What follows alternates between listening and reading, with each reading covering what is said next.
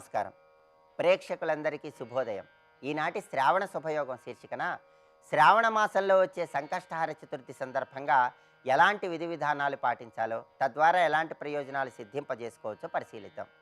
శ్రావణ మాసం లక్ష్మీదేవికి ప్రీతిపాత్రమైన మాసం కాబట్టి శ్రావణ మాసంలో వచ్చే సంకష్టహార చతుర్థి రోజు ఎవరైతే లక్ష్మీ గణపతిని ఆరాధన చేస్తారో వాళ్ళు లక్ష్మీ గణపతి అనుగ్రహం వల్ల విశేషమైన ధనప్రాప్తిని సిద్ధింపజేసుకోవచ్చు.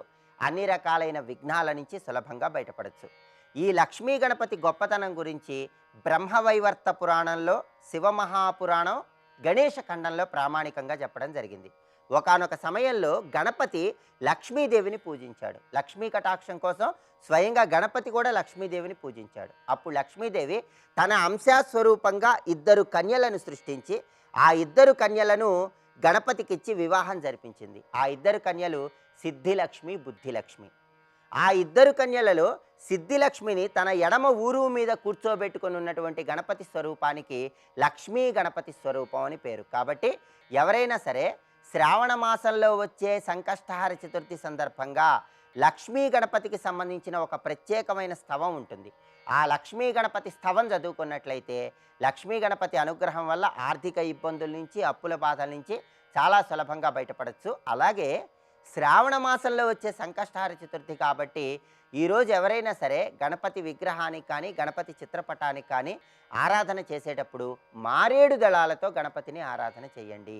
మారేడు దళాల మీద గంధం రాసిన మారేడు దళాలతో గణపతిని అర్చన చేసినట్లయితే గణపతి అనుగ్రహం వల్ల లక్ష్మీ కటాక్షం కూడా సులభంగా కలుగుతుంది. అలాగే ఈరోజు ఇంట్లో ఎవరైనా సరే గణపతిని అర్చించేటప్పుడు, దీపారాధన చేసేటప్పుడు జిల్లేడు ఒత్తులతో దీపారాధన చేయండి. జిల్లేడు ఒత్తులతో దీపారాధన చేస్తే లక్ష్మీ గణపతి విశేషమైన అనుగ్రహం వల్ల అన్ని రకాలైన శుభ ఫలితాలను సిద్ధింపజేసుకోవచ్చు. అలాగే ఈరోజు ఎవరైనా గణపతిని ఆరాధన చేసే సమయంలో నమో హేరంబాయ మదమోదితాయ సంకష్టస్య నివారణాయ నమః అని చదువుకుంటూ గణపతిని గరికపోచలతో ఆరాధన చెయ్యండి. నమో హేరంబాయ మదమోదితాయ సంకష్టస్య నివారణాయ నమః ఇది చదువుతూ గరికపోచలతో గణపతిని ఆరాధన చేసినట్లయితే గణపతి విశేషమైన అనుగ్రహానికి ప్రతి ఒక్కరూ సులభంగా పాత్రలు కావచ్చు. అలాగే గణపతికి ప్రీతిపాత్రమైనటువంటి కొబ్బరి నూనెతో ఈరోజు దీపారాధన చేయండి. కుడుములు, ఉండ్రాళ్ళు స్వామివారికి నైవేద్యంగా సమర్పించండి. ఎప్పుడైనా సరే సంకష్టహార చతుర్థి తిథి ఉన్నప్పుడు సాయంకాలం చంద్రుడికి అర్ఘ్యం ఇస్తే చాలా మంచిదని ప్రామాణిక గ్రంథాల్లో చెప్పారు. కాబట్టి ఉదయం పూట గణపతిని పూజించి సాయంకాలం పూట కూడా ప్రత్యేకంగా గణపతిని ఆరాధన చేసి ఆ తర్వాత చంద్రుడికి జలంతో అర్ఘ్యం ఇవ్వండి. అలా అర్ఘ్యం ఇస్తే మానసిక అశాంతిని తొలగింపజేసుకోవచ్చు. సంకష్టహార చతుర్థి సాయంకాలం చంద్రుడికి ఇచ్చే అర్ఘ్యం అనేది విశేషమైన శుభ ఫలితాలను కలిగింపజేస్తుంది. అలాగే సంకష్టహార చతుర్థి రూపం అనేది గణపతి 32 రూపాలలో ప్రత్యేకమైనటువంటి ప్రాధాన్యత ఉన్న రూపం. అందుకే సంకష్టహార చతుర్థి రోజు ఎవరైనా సంకటనాశక గణేశ స్తోత్రాన్ని చదువుకోండి. ఈ సంకటనాశక గణేశ స్తోత్రం చదువుకుంటే గణపతి అనుగ్రహం వల్ల అన్ని సంకటములు, అన్ని కష్టాల నుంచి చాలా సులభంగా బయటపడవచ్చు. తీవ్రమైన కష్టాలు ఉన్న వాళ్ళు ఎవరైనా ఆ తీవ్రమైన కష్టాల నుంచి తొందరగా బయటపడాలంటే సంకష్టహార చతుర్థి రోజు గణపతికి వెన్న నైవేద్యంగా సమర్పించండి. వెన్న నైవేద్యంగా సమర్పిస్తే వెన్న కరిగిపోయినంత సులభంగా మీ కష్టాలన్నీ కూడా తొలగిపోయి గణపతి అనుగ్రహానికి చాలా సులభంగా పాత్రలవుతారు. అలాగే భార్యాభర్తల మధ్య గొడవలు ఎక్కువగా వస్తున్న వాళ్ళు ఎవరైనా సరే శ్రావణ మాసంలో వచ్చే సంకష్టహార చతుర్థి సందర్భంగా దగ్గరలో ఉన్న గణపతి ఆలయంలో కొబ్బరి నూనె దీపాన్ని వెలిగించినట్లయితే గణపతి అనుగ్రహం వల్ల చాలా వరకు దాంపత్య జీవితంలో ఉన్న విభేదాభిప్రాయాల నుంచి సులభంగా బయటపడవచ్చు. ఈరోజు అందరూ కూడా సంకటనాశక గణేశ స్తోత్రాన్ని చదువుకోవటం లేదా ఓం గం గణపతయే నమః అనే మంత్రాన్ని వీలైనన్ని సార్లు చదువుతూ ఎర్రటి పుష్పాలతో గరికతో గణపతిని ఆరాధన చేయటం ద్వారా గణపతి అనుగ్రహానికి పాత్రలు కండి అన్ని విఘ్నాల నుంచి సులభంగా బయటపడండి. రేపటి శ్రావణ శుభయోగం శీర్షికన శ్రావణ శనివారం సందర్భంగా ఎలాంటి విధి విధానాలు పాటిస్తే విశేషమైన శుభయోగం కలుగుతుందో పరిశీలిద్దాం. నమస్కారం.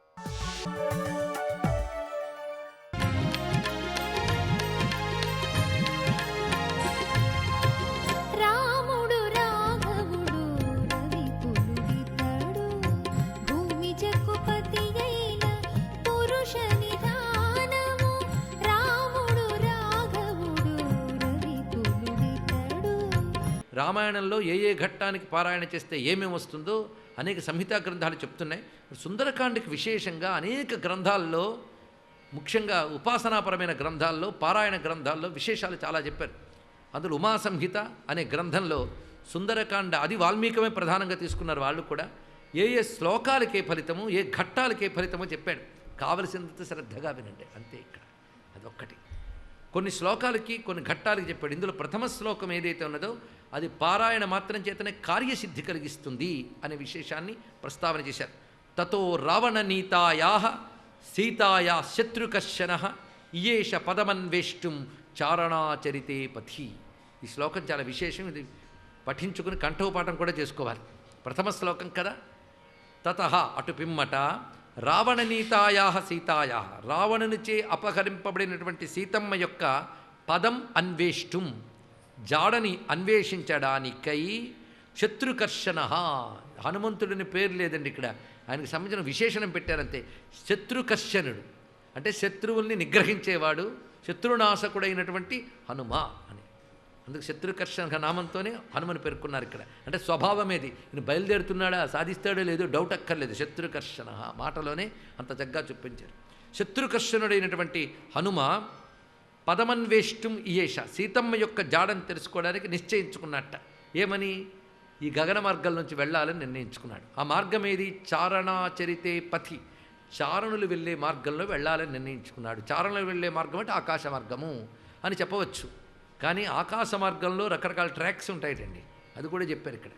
ముఖ్యంగా జటాయువు, సంపాతి, వీళ్ళ మాటల్లో మనకు అవన్నీ తెలుస్తాయి. మామూలు పక్షులు ఎగరగలిగే మార్గం ఒకటి, ఆ పైన మరికొన్ని ఎగరగలిగే మార్గములు ఒకటి, గర్త్మంతులు మొదలైన వాళ్ళు ఎగరగలిగే మార్గములు ఒకటి, అలాగే చారణులు, సిద్ధులు, గంధర్వులు, ఖేచరులు, ఇలా గగనపథంలో అనేక మంది విహరిస్తుంటారు. ఒకరు తోవల్లో ఒకరు చొచ్చుకుపోరు. మనకు చూస్తే ఆకాశం అంతా ఒక్కటే, కానీ అందులో వేటి భాగాలు పట్టుకుంటాయట. అందులో ఆ చారణులు వెళ్ళే మార్గాన్ని అనుసరిస్తూ వెళ్ళాలని నిర్ణయించుకున్నాడు హనుమ అన్నారు. ఇందులో అనేక రకమైన అంతరార్థాలు చాలా కాలం చెప్తారు. ఎందుకంటే సుందరకాండ ఒక్కటి ప్రత్యేకమైన బ్రహ్మ విద్యగా భావించినటువంటి వాళ్ళు ఉన్నారు. మొత్తం వేదాంతపరంగా వ్యాఖ్యానించక్కర్లేదు, కానీ కొంచెం ఆలోచిస్తే ఇక్కడ ఒక మహోన్నతమైన సాధకుడు యొక్క సాధనా రహస్యాలు చెప్తున్నారని అనేక మంది వ్యాఖ్యాతలు చెప్తారు. ఆ భావాన్ని మన ఔచిత్యాన్ని పరిశీలించాలి. ఇక్కడ సీతమ్మను దర్శించడానికే, ఇక్కడ సీతమ్మ అంటే బ్రహ్మ విద్యనే ప్రధానంగా తెలుసుకోవాలి. అది తెలుసుకోవడానికే సాధకుడు బయలుదేరుతున్నాడు. సాధకుడికి ఉండవలసిన లక్షణం శత్రుకర్షణ అన్నాడు ఇక్కడ. శత్రుకర్షణ అంటే ఇంద్రియములను నిగ్రహించి కామాది వికారాలను జయించినటువంటి వాడు అని అర్థం. వాడు ఎంచుకున్నట్ట మార్గాన్ని. ఏ మార్గంలో వెళ్ళాలని ఎంచుకున్నాడు? చారణులు వెళ్ళే మార్గమునడు. చారణులు అంటే చరించేవారు అని అర్థం. చరించేవారు అంటే ఆచరించేవారు అని అర్థం. ఇక్కడ ధర్మములు చెప్పడమే కాకుండా ధర్మాల్ని ఆచరించి ఆచరింపజేసేవారే ఆచార్యులు. అందుకే చారణాచరితే పథి అంటే గురువులు నిర్దేశించిన మార్గము, గురువులు అనుసరించిన మార్గంలో వెళ్ళాలని నిర్ణయించుకున్నట్ట. అలా వెళితే కానీ ఆ బ్రహ్మ విద్యానుభవం లభించదు. అయితే వెళ్ళాలని నిర్ణయించుకున్నంత మాత్రం అయిపోతుందా? ఆ నిర్ణయించుకోవడానికి అథాథో బ్రహ్మ జిజ్ఞాస లేదు, దానికంటూ కొన్ని అర్హతలు ఉన్నాయి కదా. అందులో ప్రధానంగా శమదమాదులు అవసరమేగా. అదే శత్రుకర్షణ. ఇది అధికారి నిర్ణయిస్తున్నాడు. శత్రుకర్షణ అంటే బ్రహ్మ విద్యా సాధకుడు శత్రుకర్షణుడై ఆచార్యులు ఉపదేశించిన మార్గంలో వెళ్ళాలని నిర్ణయించుకున్నాడు. వెళ్ళి ఆ బ్రహ్మమును తెలుసుకోవాలి, ఆత్మజ్ఞానాన్ని తెలుసుకోవాలి. ఆత్మజ్ఞానం అపహరింపబడిందిట. ఎవరి చేతంటే రావణ నీతాయా అన్నాడు ఇక్కడ. రావణుడు 10 తలల అజ్ఞానం అండి, దశేంద్రియాల అజ్ఞానం. రావణ నీతాయ దుఃఖము. రావణుడు అంటే దుఃఖం, అవిద్య. అవిద్య చేత అపహరింపబడినటువంటి జ్ఞానం ఏదైతే ఉందో అది చాలా పదునుగా ఉంటుంది, సునిశ్చితంగా, నాగేటి చాలులాగా. అంత పదునైనటువంటి ఆ విద్యను, ఆ జ్ఞానాన్ని, ఆత్మతత్వాన్ని తెలుసుకొనడానికై ఆచార్యులు ఉపదేశించిన మార్గములో నిగ్రహ సంపన్నుడైన మహాసాధకుడైన హనుమ వెళ్ళాలని నిర్ణయించుకున్నాడు. ఇది లోపల దాగినటువంటి వేదాంతపరమైనటువంటి తాత్వికార్థం. మొత్తం సుందరకాండ ప్రథమ సర్గంతా కూడా మనం పరిశీలిస్తే ఇదే అర్థం కనబడుతుంది. ఈ విధంగా సుందరకాండని వేదాంతముగా దర్శించిన మహాత్ములు ఉన్నారండి, సందేహం లేదు. యోగపరంగా చూస్తే హనుమంతుడు ఇక్కడి నుంచి ఎగిరే లక్షణమంతా కూడా ఒక యోగి చేస్తున్న సాధన మనకి దర్శనమిస్తుంది. అందుకే యోగపరంగా, వేదాంతపరంగా, ఇంకోవైపు కథాపరంగా, మంత్రపరంగా కూడా సుందరకాండలో చాలా చాలా రహస్యాలు చెప్పబడుతున్నాయి. అందుకే ఇలాంటి శ్లోక సంకేతాలు చాలా చాలా మనకున్నాయి. అందుకు వాటికి ఒక నమస్కారం చేసుకుని, అదేవిధంగా పోయిన వస్తువును తెలుసుకుంటే ఆనందము అని గొప్ప మాట చెప్పాడు. పోయిన వస్తువు అంటే ఉన్నదే జాడ తెలియకుండా పోయింది. దాన్ని తెలుసుకుంటే కలిగే ఆనందం ఏదింతో ఆనందంతో సమానమైన ఆనందం మరొకటి లేదండి అన్నాడు. ఏమిటయ్యా పోయిన వస్తువు అంటే నీలో ఆత్మ వస్తువే అన్నాడు ఇక్కడ. మరి ఉంది కదా, తెలియలేదు కదా, అది చిత్రం. ఎక్కడుంది? ఆ అశోకవనంలో ఉందయ్యా అన్నాడు అక్కడ. శోకమనేదే లేని ఆనంద స్వరూపముగా ఉన్నటువంటిది అది. అది తద్బ్రహ్మపుచ్చ అని చెప్పినట్టుగా ఆనందమయ కోశానికి ఆవల తదంతరే అని చెప్పినట్టు ఆ అశోక వనంలో ఉన్నటువంటి ఆ తేజస్సుని దర్శించాలి. ఉంది, తెలియలేదు. అలాగే తనలో ఋషులు చెప్తుంటారు పెద్దలు, అరే నీలో ఉన్నది అఖండమైనటువంటి శాశ్వతమైనటువంటి నిత్యమైన సచ్చిదానంద స్వరూపమయ్యా అంటే అసలు ఒప్పుకోం మనం. ఎందుకు? అజ్ఞానం అంత ఆవరించింది. ఒకటా రెండా దశేంద్రియాల అజ్ఞానం, అంత అజ్ఞానం ఆవరించి నీ లోపల ఆత్మ వస్తువే నీకు తెలియకుండా పోయింది. ఉంది, తెలియట్లేదు. దానికి ఏం చేయాలి? ఇదిగో చారణ చరితే పథి, ఆ అన్వేషణ చేయాలి, సాధన చేయాలి. అప్పుడు నీకు ఆత్మవస్తువు లభించితే, బ్రహ్మజ్ఞానం లభిస్తే కలిగే ఆనందం ఉందే, ఆ ఆనందం పేరు సుందరం. అదే ఇక్కడ చెప్పబడుతున్న సుందరకాండలో ఉంటుంది ప్రధానమైన అర్థం అంటారు తాత్వికులు. ఇది కూడా పరిశీలించాలి. రామాయణంలో ఇలా అన్వయిస్తారంటే వాల్మీకిని అడగాల మాట. ఆ మహానుభావుడు తత్సంకేతాలు చాలా పెట్టాడు ఇక్కడ. అందుకే కొందరు పెద్దలు చెప్తారు సుందరకాండలో మరొక రహస్యం. సుందరకాండలో సర్గలు మీరు చూస్తే ప్రతి సర్గకి ప్రారంభ శబ్దములు తకారము లేదా సకారము, అదొక విశేషంగా కనిపిస్తుంది. తకార సకారాలతో ఉంటుంది. ప్రారంభం సుందరకాండలో మొదటి శబ్దం తకారం, చివరికి కూడా తకారంతో పూర్తవుతుంది. ఇది ఈ మధ్యలో సకారం తకార బాహుళ్యాలు కలిపి చూస్తే తత్సత్ అని మాత్రమే ఉంటుందయ్యా సుందరకాండలో విశేషమని చెప్పారు. ఇక్కడ తత్సత్ అనేటువంటి తత్వాన్నే నిర్దేశిస్తూ ఉన్నటువంటి సుందరకాండ. అందుకే ఇది ప్రత్యేకమైన గ్రంథము. దీన్ని భక్తి శ్రద్ధలతో పారాయణ చేసినట్లయితే చిత్తశుద్ధి ఏర్పడి బ్రహ్మ విద్యా లక్షణములు ఇందులో మనం గ్రహించగలిగే అవకాశం ఉంది. మొట్టమొదట ఆరోగ్యం కోసం పారాయణ, ఇంట్లో బాగుండడం కోసం పారాయణ చేసిన చేయగా చిత్తశుద్ధి ఏర్పడి ఈ రహస్యములు కూడా తెలుస్తూ ఉంటాయని సుందరకాండలో ఉన్నటువంటి కొన్ని విశేషమైన అంశములు చెప్పుకున్నాం ఇక్కడ. తతో రావణనీతాయా సీతాయా శత్రుకర్షణ ఈయేష పదమన్వేష్టం చారణాచరితే పతి దుష్కరం నిష్ప్రతిద్వంద్వం చికీర్షన్ కర్మవానర సముద్ర శిరగ్రీవో గవాంపతిరివా బభూ. ఒక మహావృషభము వలె, ఇది వృషభోరవీతి వరకు వెళ్ళొచ్చండి. దుష్కరం, ఏ ఒక్కరూ సాధించలేనిది, సాటి లేనిదైన పని చేయడానికై ఈ వానరోత్తముడు నిర్ణయించుకుని ఆ దివ్యమైన మహేంద్రగిరి యందు విజృంభించబోతూ ఉన్నాడు. క్రమంగా తాను మంగళకరమైనటువంటి తూర్పు దిక్కుకు తిరిగి నమస్కారం చేసుకున్నట్ట. వెళ్ళవలసిన దక్షిణమైనప్పటికి కూడా ముందు నమస్కారం చేసేటప్పుడు ఆ దిశ వైపు తిరిగి నమస్కారం చేస్తున్నాడు ఇది హనుమంతుడు. స సూర్యాయ మహేంద్రాయ పవనాయ స్వయంభువై భూతేభ్యశ్చాంజలిం కృత్వా చకార గమనే మతిం. అంజలిం ప్రాన్ముఖం కృత్వా పవనాయ ఆత్మయోనయే తతో హి వవృదే గంతుం దక్షిణో దక్షిణాం దిశం. ఈ శ్లోకంలో ఉన్న ప్రత్యేకత చూడాలి. సూర్యునికి నమస్కారం చేశాడు, మహేంద్రునికి, వాయువుకి, స్వయంభువి అంటే బ్రహ్మదేవునికి, అదేవిధంగా మిగిలినటువంటి దివ్యమైన మూర్తులకి నమస్కారం చేసుకుని తాను తన మార్గాల్లో వెళ్ళడానికి నిశ్చయించుకున్నాడు. ఎవరయ్యా అంటే దక్షిణుడు, దక్షిణ దిశ వైపు వెళ్ళడానికి నిశ్చయించుకున్నారని అన్నారు ఇక్కడ. హనుమస్వరూపాల్లో అని రుద్రస్వరూపములు కనుక దక్షిణామూర్తి ఇత్యాది స్వరూపములు కూడా కనిపించవచ్చు. హనుమంతుడు ఆచార్యుడు, అది మర్చిపోరాదు. ఆచార్యుడు అంటే గురవే సర్వలోకానాం దక్షిణామూర్తే నమః.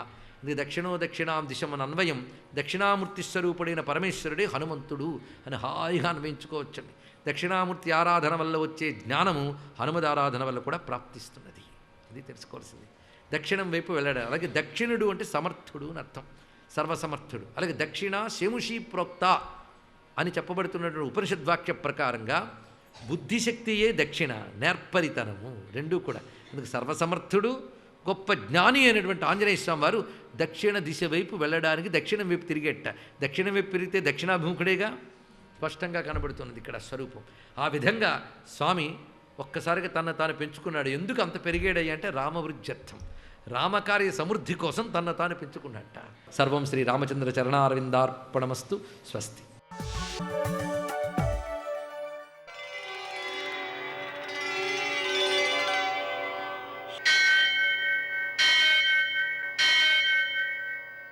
सहस्रशीर्षं देवं विश्वाक्षं विश्वशम्भुवं विश्वं नारायणं देवमक्षरं परमं पदं विश्वतः परमां नित्यं विश्वं नारायणगुं हरिं विश्वमेवेदं पुरुषस्तद्विश्वमुपजीवति पतिं विश्वस्यात्मेश्वरगुं शाश्वतगुं शिवमच्युतं नारायणं महाज्ञेयं विश्वात्मानं परायणम्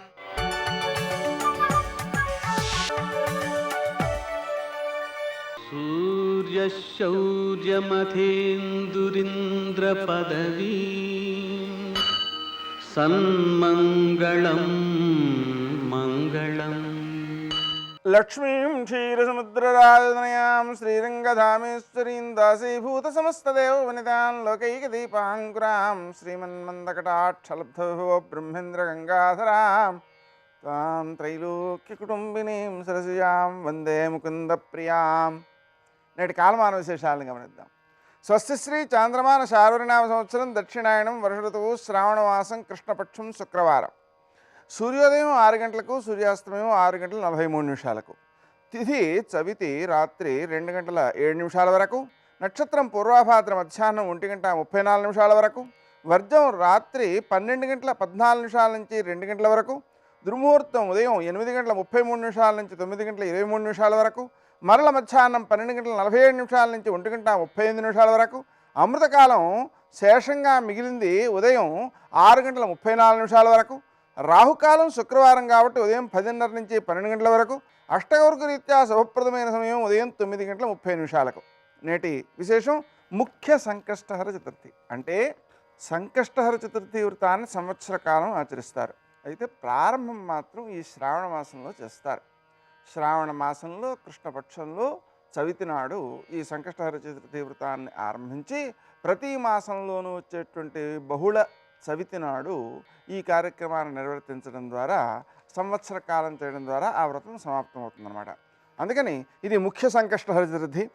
ఈరోజు సూర్యాస్తమయం సమయంలో ప్రదోషం ప్రారంభమవుతోంది కాబట్టి సూర్యాస్తమయం నుంచి 1:12 నిమిషాల సమయంలో ఆ శంకరుణ్ణి మారేడు దళాలతో, ఎందుకంటే మారేడు దళాలు లక్ష్మీ స్వరూపం అనమాట, అందుకని వాటితో శుక్రవారం కాబట్టి లక్ష్మీ స్వరూపం కాబట్టి మారేడు దళాలతో అర్చించుకుని అటు తర్వాత సంకష్టహర చతుర్థి వ్రతాన్ని ఆచరించి అటు తర్వాత 9 గంటల 14 నిమిషాలకి చంద్రుడు కనిపిస్తాడు.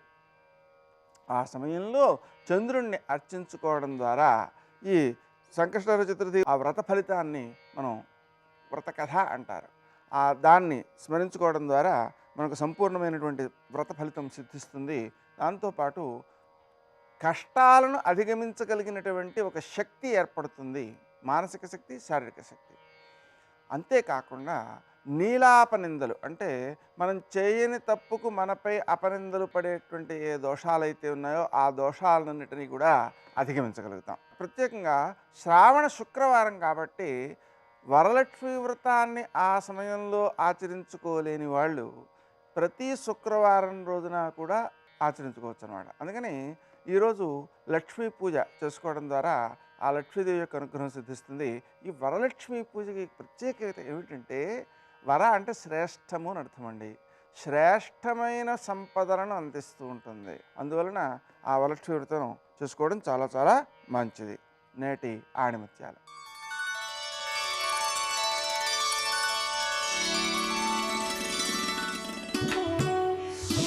ఆత్మ యొక్క అస్తిత్వం శారీరక, మానసిక, సామాజిక అనుభూతులకు అతీతమైనది. దానిని అందుకోవాలంటే మోక్ష సాధన తప్పనిసరి.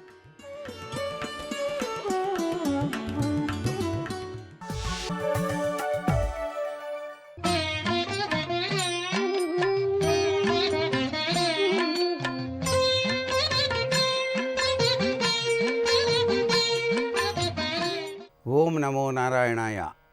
ఓం నమశివాయ. శ్రీమాత్రే నమః. ఈరోజు శ్రావణ శుక్రవారం. లక్ష్మీదేవికి అత్యంత ప్రీతికరమైనటువంటి సుదినం.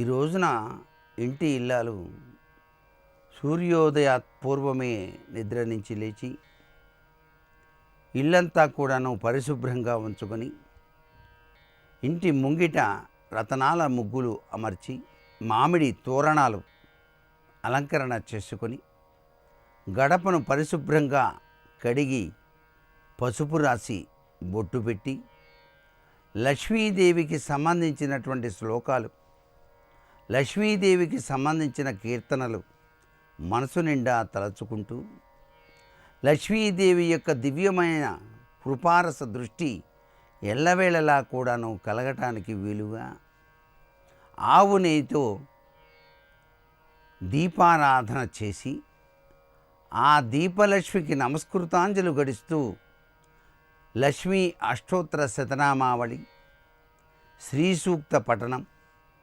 లక్ష్మీ స్తవం ఇవన్నిటినీ కూడాను పఠిస్తూ ఆమె ఆవు పాలతో చేసినటువంటి అన్నపు పరవాణాన్ని శుక్రవారం నాడు లక్ష్మీదేవికి నైవేద్యంగా కనుక సమర్పించినట్లయితే సిరి సంపదలతో ఆ ఇల్లాలు పిల్లలు అందరూ కూడాను సుఖప్రదమైనటువంటి జీవితాన్ని గడపడానికి ఆస్కారం ఉంటుంది. ఇది ప్రతి ఒక్కరూ కూడాను పాటించవలసినటువంటి నియమంగా మనకు శాస్త్రాల్లో చెప్పారు.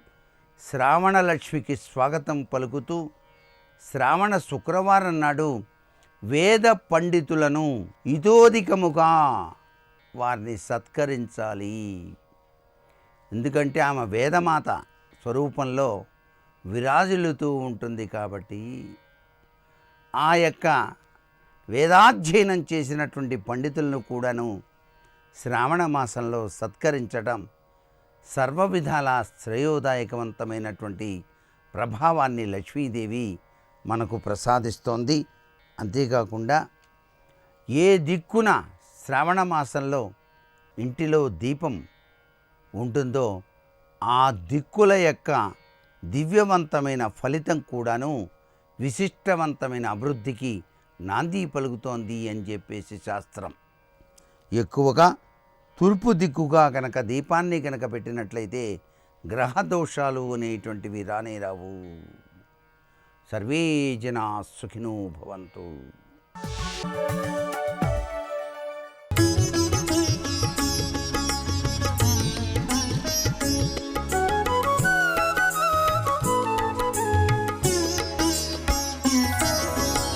ఆపదామపహర్తారం దాతారం సర్వసంపదాం లోకాభిరామం శ్రీరామం భూయో భూయో నమామ్యహం.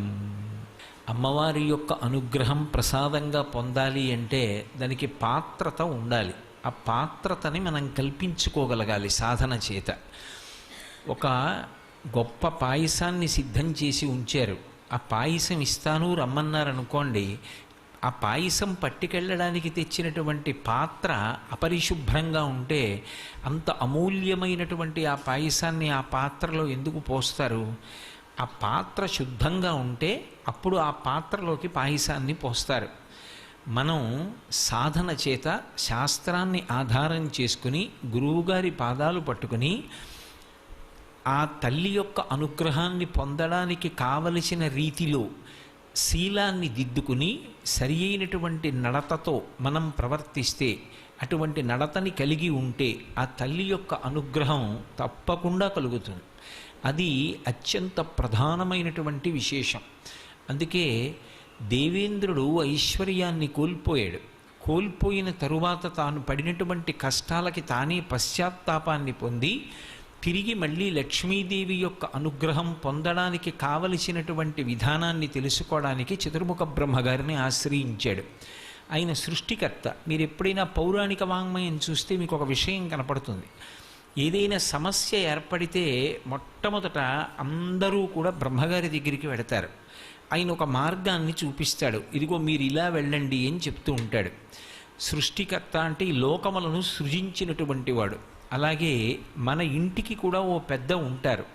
ఒక సమస్య ఏర్పడినప్పుడు ఆ ఇంటి పెద్దని ఆశ్రయించి వారు ఇచ్చినటువంటి మార్గదర్శనంలో మనం ప్రవర్తించగలగాలి. అది గుణములను కలిగి ఉండుట అంటే వారి మాట మీద ఒక విశ్వాసం, వారి మాట మీద ఒక గౌరవాన్ని ఉంచడం, వారికి పెద్దరికాన్ని ఇవ్వడం. అంతేకాని వయస్సుని దృష్టిలో పెట్టుకుని కేవలం ఏదో యాంత్రికంగా ఒక నమస్కారం చేసి వారి మాట తిరస్కరించడం కాదు. వారు అనుభవంతో చెప్పినటువంటి మాటకి ఒక ప్రాధాన్యత ఇచ్చి పరిశీలించగలిగినటువంటి అధ్యవసాయంతో కూడుకున్నటువంటి బుద్ధిని కలిగి ఉండేటటువంటి స్థితికి వినయము అని పేరు. అటువంటి స్థితిని పొందాలి. అందుకే బ్రహ్మగారిని వెళ్ళి అడుగుతారు. బ్రహ్మగారు శ్రీ మహావిష్ణువుని ఆశ్రయించమన్నారు. వాళ్ళందరూ శ్రీ మహావిష్ణువుని స్తోత్రం చేశారు. మీరు జాగ్రత్తగా గమనిస్తే అనేక సందర్భాలలో అసలు శ్రీ మహావిష్ణువు దర్శనమివ్వరు, ఆయన వాక్కు వినపడుతుందంతే. ఈ సందర్భంలో ఆయన ఒక మాట చెప్పారు. పోగొట్టుకున్నటువంటి లక్ష్మిని తిరిగి పొందాలి అంటే క్షీరసాగర మథనం చెయ్యాలి. ఆ క్షీరసాగర మథనం చెయ్యాలి అంటే దానికి కొన్ని సంభారములు కావాలి. ఆ పాల సముద్రంలోకి పట్టుకెళ్ళి అనేకమైనటువంటి లతలు, ఓషధులు మొదలైనటువంటి వాటిని నింపాలి. తర్వాత మందర పర్వతాన్ని కవ్వంగా చేసుకోవాలి. వాసుకుని తీసుకొచ్చి తాడుగా చుట్టాలి.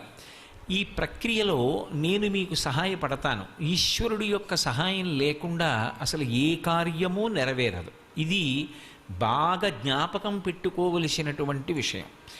లక్ష్మీ కటాక్షం కావాలి అని కోరుకునేటటువంటి వ్యక్తి కేవలము తన యొక్క సమర్థత చేత తాను ఒక కార్యాన్ని చాలా కష్టపడి నిర్వహిస్తే ఫలితం వచ్చేస్తుంది అనేటటువంటి మాటకి సనాతన ధర్మంలో ప్రామాణికత లేదు. అందుకే సుందరకాండలో సీతమ్మ కూడా ఒక మాట చెప్తుంది. కచ్చిదా శాస్తి దేవానాం ప్రసాదం పార్థివత్మజ కచ్చిత్ పురుషకారంచ దైవంచ ప్రతిపద్యతే అంటుంది. పురుషకారమునకు దైవము యొక్క సహాయము తోడు కావాలి. నేను నా వంతు ప్రయత్నం నేను చెయ్యాలి. కానీ ప్రయత్నం చేసేటప్పుడు ఒక్కటి జ్ఞాపకం పెట్టుకోవాలి.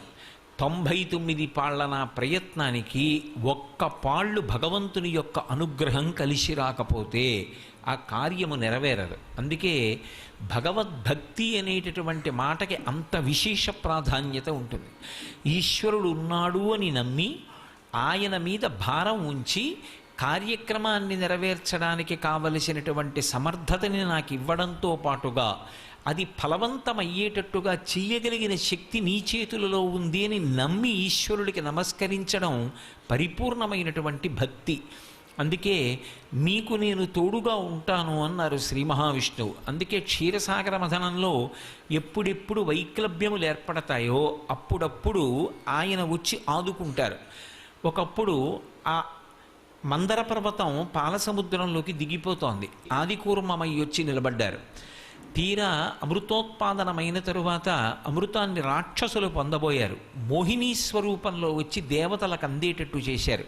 మనం ఈశ్వరుణ్ణి నమ్మి ప్రయత్నాన్ని ప్రారంభం చేస్తే ఆ ప్రయత్నంలో మన చేయి దాటి జరిగేటటువంటి పరిణామాలని ఈశ్వరుడు దిద్దుతాడు. దిద్ది దాన్ని ఫలవంతం చేస్తాడు. అందుకే వారు ఆ స్వామి చెప్పినటువంటి మాట యందు పరిపూర్ణమైన విశ్వాసంతో క్షీరసాగర మథనాన్ని ప్రారంభం చేశారు. ఆ పాలవిల్లి లోపల అప్పటికప్పటికి మందరాగము తిరుగన్ చెప్పెడిదేమున్నది అజుని చెవులు చిందరగునియన్ అన్నారు. ఆ మందర పర్వతాన్ని పాలసముద్రంలోకి దించి వాసుకుని చుట్టి ఆ క్షీరసాగర మథనం చేస్తుంటే వచ్చినటువంటి చప్పుట్ట ఎంత భయంకరంగా ఉందంటే ఆఖరికి సమాధి స్థితిలో ఉండి సృష్టి చేసేటటువంటి చతుర్ముఖ బ్రహ్మగారి చెవులు కూడా గింగురుమన్నాయిట. ఆ పాలవెల్లి లోపల అప్పటికప్పటికి మందరాగము తిరిగన్ చప్పుడు నిండెన జాండము చెప్పిడిదే మజుని చెవులు చిందరగునియన్. బ్రహ్మాండమంతా కూడా చర్ చస్ అనేటటువంటి చప్పుళ్లతో నిండిపోయింది. మొట్టమొదట హాలాహలం వచ్చింది. ఆ హాలాహలాన్ని పరమేశ్వరుడు పుచ్చుకున్నాడు. హాలాహలం తర్వాత ఒక్కొక్కటి దివ్యమైనటువంటి వస్తువులు ఉత్పాదనమయ్యాయి. ఒక్కొక్క దాన్ని ఒక్కొక్కరు పంచుకున్నారు.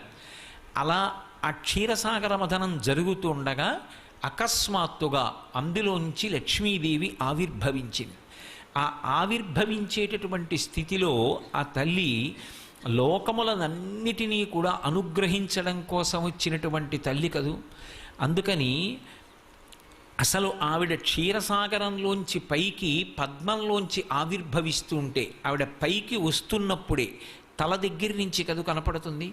పాలసముద్రంలోంచి పైకి వస్తోంది అంటే మనకి లలితాదేవి యొక్క ఆవిర్భావ సమయంలో ఎలా అయితే తల దగ్గర నుంచి పాదాల వరకు చెప్తారో, అలాగే లక్ష్మీదేవి కూడా పాలసముద్రంలోంచి పైకి తేలినప్పుడు తల దగ్గర నుంచి ఆ పద్మములో కూర్చున్నటువంటి తల్లి యొక్క పాదముల వరకు దర్శనం. అందులో అసలు ఆవిడ పైకి వస్తుంటేనే ఎంత వైభవంగా తల్లి పైకొచ్చింది అంటే, తొలకారు మెరుగుకైవడి. ఆ తొలకరి ప్రారంభమయ్యేటటువంటి సమయంలో ఆకాశంలో వచ్చేటటువంటి మెరుపు సౌదామిని అంటాం. ఆ సౌదామిని, ఆ మెరుపు మొట్టమొదట వస్తుంది, కంటిని ఆకర్షిస్తుంది. మెరుపుకుండేటటువంటి లక్షణం ఏమిటి అంటే, అది ఎక్కడ ఉండనివ్వండి, తళుక్కుమని మెరిస్తే కంటికి ఆ మెరుపు తగిలి ఒక్కసారి అందరూ దాని వంక చూస్తారు. లక్ష్మీదేవి వంక చూడడం కూడా అలాగే ఉంటుంది. లోకమంతా ఆమె కటాక్షం కోసం చూస్తారు. అందుకే తొలకారు మెరుగుకైవడి తలతలమని మేమి మెరయ ధగధగమనుచున్. ఆ తల్లి చూపుల కలుములలీనుచు. అలాగే చెలువంబులు మొదట పుట్ట మొదట టెంకి సిరి పుట్టెన్రుపా అంటారు పోతన గారు భాగవతంలో క్షీరసాగర మథనఘట్టాన్ని వర్ణిస్తూ. తలతలమని మేని మెరయ్య ధగధగమనుచున్. అంతా కూడా కాంతులే చెప్తారు. దీంట్లో మీరు బాగా గమనించవలసిన విషయం ఏమిటంటే, లక్ష్మీదేవి యొక్క వైభవాన్ని ఎక్కడ చెప్పినా సరే మెరుపు తీగతో చెప్తారు. ఎందుకని మెరుపు తీగతో చెప్తారు అంటే, అన్నిటిలోకి తొందరగా కంటిని ఆకర్షించేది ఏది అంటే మెరుపు. చీకటిగా ఉందనుకోండి, చీకట్లో సౌదామిని విద్యుల్లత ఒక మెరుపు మెరిసిందనుకోండి మబ్బు మీద, ఆ మెరుపు మెరవగానే ఎటువైపు నుంచి ఆ మెరుపు మెరిసిందో అటువైపుకి ఆ కాంతి కంటిని లాగుతుంది. ఆవిడ కూడా ఒక మెరుపు తీగలా ఉంటుంది. ఆ మెరుపు తీగ ఒక్కసారి అలా తటిల్లత వెలిగిందనుకోండి, లోకమంతా కూడా వెలుగులో కనపడుతుంది. సర్వం శ్రీ ఉమామహేశ్వర పరబ్రహ్మార్పణమస్తు. స్వస్తి.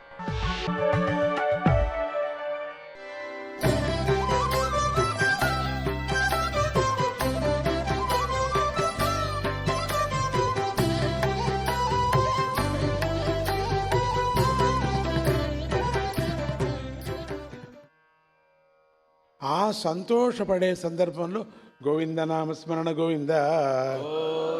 ఎందుకంటే నాకు ఈ సమయంలో, ఆకలి సమయంలో ఇటువంటి పులిహోర పెట్టావే ప్రభు అని పరమాత్ముడిని స్మరించాల. ఆ సమయంలో పరమాత్ముడి స్మరణ చేయాల కదా. మంచి ఆహారం తినేటప్పుడు మహాభారతంలో ఒక కథ చెప్పుకొని వెళతారు. అది కథాసాగరంలో కూడా స్వామీజీ మీకు వినిపించారు, రాశారు కూడా. దాంట్లో ఈ కథ ఉంది. ఒకడు అడవితో పరిగెత్తి వెళ్ళేటప్పుడు ఒక సింహం వచ్చేస్తుంది వాడిని తరుముకుంటూ, వాడిని పట్టుకొని తినాలని. కొంచెం కొంచెం ఇంకా సూర్యాస్తం అవుతూ ఉన్నది, కనపడలేదు. అక్కడ మొత్తం ఒక గడ్డి అంతా మలిచిపోయింది. అక్కడ వచ్చి పడ్డాడు. పడితే లోపలుండే బావి, తల్ల కిందలు పడ్డాడు. వాడి దురాదృష్టమో అదృష్టమో కానీ ఒక చిన్న తీగ వాడి కాళ్ళు పట్టుకుంది, కిందికి వేడేసింది. కింద చూశాడు, ఒక కొసాగా ఉండేటువంటి ఒక రాయి ఉంది. దాని మీద పడితే పగిలిపోతుంది తల. పడక పక్కలో పడితే ఒక పెద్ద పాము ఉంది, చూస్తూ ఉంది కరచటానికి. కష్టపడి పైకి వెళితే ఎవరున్నారు? పులి ఉంది. ఈ కాసేపుకి అది ఆ తీగ మెల్లగా వీడి బరువుకి కిర్రు కిర్రు కిర్రు కిర్రు అంటుంది. ఇంకాసేపుకి తెగిపోతుంది. బరువుకి తెగిపోయి కింద పడేది గ్యారంటీ, వాడు చచ్చిపోయేది గ్యారంటీ. వాడికి అర్థమైంది సస్తానని. ఆ సమయంలో వాడు పడేటప్పుడు ఏమైంది, అక్కడ ఒక తేనెటీగ ఉంది. ఆ తేనెటీగ మీద పడ్డాడు. తేనె పట్టు మీద అది డిస్టర్బ్ అయిపోతే దాని మీద అది ఊరికే ఉండదు కదా తేనె పట్టు. కొన్ని వేల కొన్ని లక్షలు తేనె పురుగులు వచ్చి వాడిని కుడుతున్నాయి, ఊళ్ళంతా కుడుతున్నాయి. ఇటువంటి సందర్భంలో అక్కడ తేనె వెన్న ఉంది కదా పట్టు, ఆ గూడు అది కదిలిపోయింది. కదిలిపోయి మెల్లగా ఒక డ్రాప్ లాగా వాడి ముక్కు మీద పడింది. ఇట్లా ముక్కు మీద పడి చూశాడు, ముక్కు మీద కనపడుతుంది. నాలుకను చాలా కష్టపడి అట్లా అన్నాడు. వీడు చచ్చిపోయే టైంలో చూడండి, మెల్లగా నాలుక మీద పడింది. ఇది పడుతూనే ఎంత రుచిగా ఉందో, అబ్బాబ్బాబ్బాబ్బా అని కొంచెం నాకు అవకాశం దొరికితే ఈ తేనెని ఇంటికి తీసుకుపోవచ్చు కదా, ఆహా అనుకొని అంటున్నాడు. చూడండి వాడికి ఎట్లా ఉంది, ఇంకేం చచ్చిపోతాడు, ఇంటికి తీసుకుపోవచ్చు కదా ఈ తేనె అని అనుకుంటున్నాం. బతికే ఛాన్స్ లేదు వాడికి, ఏ ఛాన్సో లేదు బతికే ఛాన్సు. అట్లా ఆశ చూడండి. ఆ సమయంలో ఆనందమైంది కదా వాడికి. ఆ సమయంలో మనం ఇక్కడ అభ్యాసం చేసింటే భోజనం అప్పుడు వాడికి అక్కడ అభ్యాసం అయ్యి, మనం అభ్యాసం చేయలేదు ఇక్కడ. సో అక్కడ వాడికి జ్ఞాపకం రాలే గోవిందనామస్మరణ. అందుకని సంతోషమైన సందర్భంలో పరమాత్మని స్మరించుకోవాలా, నారాయణ నారాయణ హరే కృష్ణ గోవింద అనాల. అప్పుడు వాడికి రాలేదు, జ్ఞాపకం రాలేదు గోవింద స్మరణ. దుఃఖంలో కూడా రాదు చాలామందికి. దుఃఖంలో పిల్లల గురించే మాట్లాడతారు కానీ, అందుకే పిల్లలకి గోవింద నారాయణ కృష్ణ అని పేరు. అందుకని ఇక్కడ ఆ సంతోష సమయంలో పరమాత్ముణ్ణి స్మరించమంటాడు. అతి దారుణమైనటువంటి కష్టం వచ్చింది వీడికి, ఇప్పుడు కుష్ఠరోగం వచ్చింది. అయినా మహారాజు భయపడలేదు. ఈ సమయంలో పరమాత్ముని కూడా సంతోషంలో ధ్యానం చేసుకోవాలి, కష్టంలో మాత్రమే కాదు ధ్యానం చేసుకోవటం స్వామిని. అట్లా తనలో తాను ఇలా అనుకున్నాడట, శుభం వాప్యా శుభం కర్మ నముంచతి నరం క్వచిత్. శుభం వాప్యా శుభం కర్మ నముంచతి నరం క్వచిత్ అంటే శుభాశుభ కర్మలు ఎలాంటివైనా సరే అనుభవించి తీరాలని చెప్పేసి శాస్త్రం చెప్తున్నది. కర్మ నుంచి మనం తప్పుకోలేము. ఆ శాస్త్రవాక్యాన్ని నేను పాటిస్తాను అని ధైర్యంగా ఆ సోమకాంత మహారాజు కొంచెం చదువుకున్నవాడు కదా, తెలిసినవాడు, గురువుల దగ్గర ఉండినవాడు. నాకు ఈ కర్మ నేను అనుభవిస్తాను, నవ్వుతూ అనుభవిస్తాను. ఆ కుష్ఠ వ్యాధి ఉంది కదా, అనుభవించసాగాడు. ఎంతనగానిలే అని చెప్పేసి ఆయన శరీరం చివరకు అస్థిపంజరంలాగా తయారైపోయింది. ఒకనాడు ఆయన మంత్రుల్ని పిలిచి ఇలా అన్నాడట, మంత్రులారా,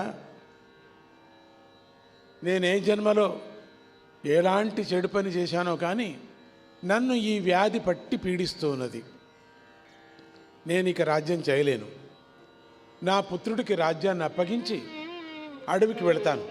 ఇతడికి అండగా నిలిచండి, పరిపాలనలో సహాయం చేయండి అన్నాడు.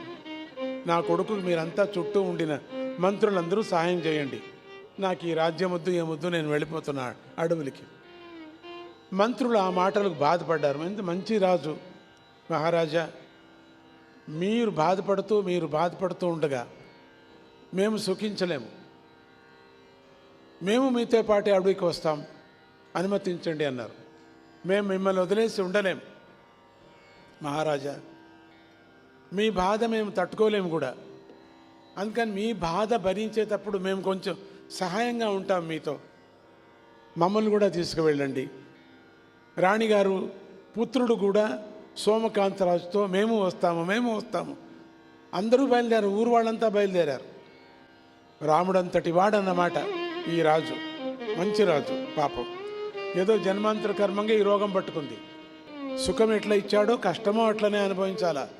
ఎందుకో దేవుడు ఈ కర్మ ఇచ్చాడు నాకు అనకూడదు, అనుభవించడానికి ఇచ్చాడు ఈ కర్మ. ఇంకొక జన్మకి ఎత్తుకొని పోవాలి కదా. మహర్షి గారు, రమణ మహర్షి గారు కథలో చెప్తారు, ఆయనకి ఏదో రోగం వస్తే మళ్ళీ కట్టుకున్నారట. ఎందుకు ఈ రోగం ఇప్పుడే నేను అనుభవిస్తాను, ఈ పురుగులు మళ్ళీ పుడతాయి, మళ్ళీ జన్మ ఎత్తాలా నేను, మళ్ళీ జన్మ ఎత్తేదే పెద్ద క్యాన్సర్ నాకు, ఈ జన్మలోనే అయిపోయింది నాకు దుఃఖం. తప్పించుకోవటానికి చూడకూడదు, మనం తప్పించుకోకూడదు, అనుభవించడానికి శక్తిని ఇవ్వండి అని అడగాల. నేను చెప్పిన పాఠం నాకు చెప్పాలి, మీరు ఒప్పజెప్పాలి. మీరు మాకు అనుభవించడానికి శక్తిని ఇవ్వండి, దీన్ని పూర్తిగా తీసేయమని చెప్పను. తీసేస్తే మళ్ళీ మిగులుతుంది, అది ఆ కర్మ మళ్ళీ మిగులుతుంది, నువ్వు పుట్టిన తర్వాత మళ్ళీ వచ్చేస్తుంది.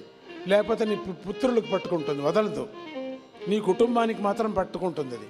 అందుకని నేనే అనుభవిస్తాను అని అనాలి. కానీ దాన్ని పోరాటానికి మందులతో పోరాడదాం, నిజంగా పోరాడదాం మందులతో, కానీ వెళ్ళదు. కొన్ని సందర్భాలతో కొన్ని రోగాలు వెళ్ళవు, మందులతో కానీ దేంతో వెళ్ళవు, మంత్రాలతో వెళ్ళవు, అనుభవించక తప్పదు.